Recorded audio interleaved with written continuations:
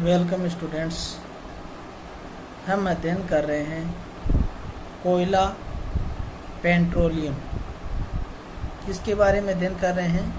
कोयला और पेट्रोलियम के बारे में अध्ययन कर रहे हैं। और उसमें हम अध्ययन कर रहे हैं कि समाप्त होने वाला समाप्य प्राकृतिक संसाधन और असमाप्य प्राकृतिक संसाधन। समाप्य प्राकृतिक संसाधन वे होते हैं जो मानव क्रियाकलापों के द्वारा समाप्त हो जाते हैं, जैसे कोयला है, पेट्रोलियम है। ये मानव क्रियाकलाप के द्वारा क्या होते हैं? नष्ट हो जाते हैं। इनके भंडार क्या हैं? सीमित हैं। असमाप्य प्राकृतिक संसाधन वे होते हैं जिन पर मानव क्रियाकलापों का कोई प्रभाव नहीं पड़ता है, जैसे सूर्य का प्रकाश है, वायु है। ये क्या है? असमाप्य प्राकृतिक संसाधन है। क्या है? असमाप्य प्राकृतिक संसाधन है। उसके बाद हम अध्ययन कर रहे हैं जीवाश्म ईंधन किसे कहते हैं। जीवाश्म ईंधन ऐसे ईंधन हैं जो जीवों के मृत अवशेषों से मृदा में दबने के कारण कई करोड़ों वर्षों बाद प्रकृति में परिवर्तित हुए जीवाश्म ईंधन कहलाते हैं। क्या कहलाते हैं? जीवाश्म ईंधन कहलाते हैं। आज हमारा जो फर्स्ट क्वेश्चन है, समझाइए जीवाश्म ईंधन समाप्त होने वाले प्राकृतिक संसाधन क्यों हैं? जीवाश्म ईंधन मृत जीवों के अवशेषों से प्राप्त होते हैं। इनको बनने की प्रक्रिया में लाखों वर्ष व्यतीत हो जाते हैं, क्योंकि ये दीर्घकालिक क्रिया है। इस कारण जीवाश्म ईंधन काफी सीमित मात्रा में ही उपलब्ध होते हैं तथा मानव के द्वारा यह अत्यधिक मात्रा में प्रयोग में लाए जाते हैं, जो समाप्त हो सकते हैं। इसी कारण जीवाश्म ईंधन समाप्त होने वाले प्राकृतिक संसाधन हैं। नेक्स्ट क्वेश्चन है, कोक के अभिलक्षणों और उपयोगों का वर्णन कीजिए। कोक के अभिलक्षण: यह कठोर सैरंध्र युक्त होता है, जिसमें छिद्र पोर पाए जाते हैं और काले रंग का होता है। यह विद्युत तथा ऊष्मा का दोनों का क्या होता है? कुचालक होता है। क्या होता है? कुचालक होता है।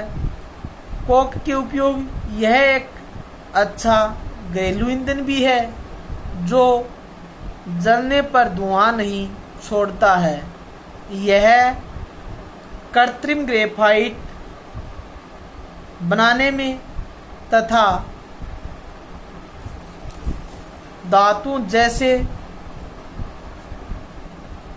कॉपर है, लोहा, जिंक, लेड, टिन आदि के निष्कर्षण के काम आता है।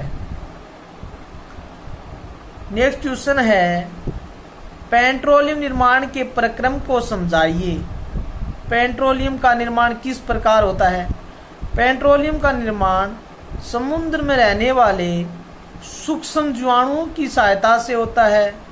मृत्यु के पश्चात ये सागर की गहराई में जाकर तली तक पहुंच जाते हैं, जो तल होता है वहां पहुंच जाते हैं तथा धीरे धीरे ये रेत और मिट्टी से ढकने लगते हैं।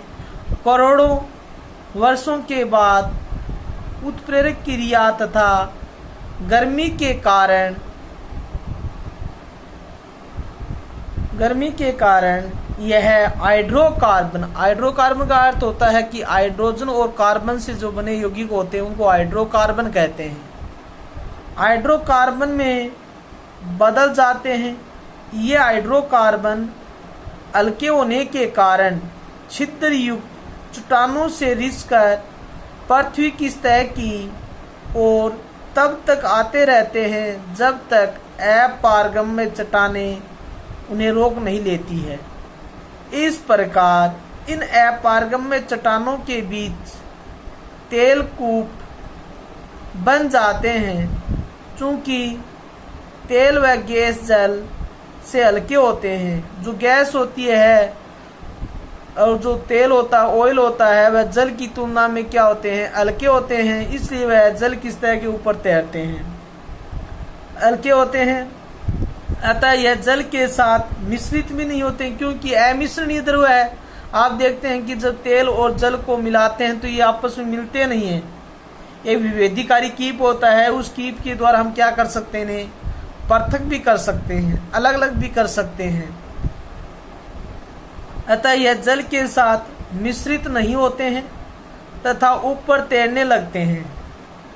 क्योंकि हल्के होते हैं इसलिए ऊपर तैरते हैं, इनका घनत्व कम होता है। नेक्स्ट क्वेश्चन है, बिटुमेन किस काम आता है? इसका उपयोग सड़क के निर्माण में किया जाता है। बिटुमेन का काम कहाँ किया जाता है? जो बिटुमेन होता है इसका उपयोग सड़क निर्माण में किया जाता है। सीएनजी का पूरा नाम क्या है? संपीड़ित प्राकृतिक गैस, कंप्रेस्ड नेचुरल गैस। ये एक आदर्श ईंधन भी है कि इससे क्या है, पर्यावरण प्रदूषित नहीं होता है। आजकल इसका उपयोग ईंधन के रूप में ज़्यादा किया जा रहा है। डीजल और पेट्रोल के स्थान पर सीएनजी से चलने वाली जो मोटर वाहन है वहाँ पर इसका प्रयोग किया जाता है।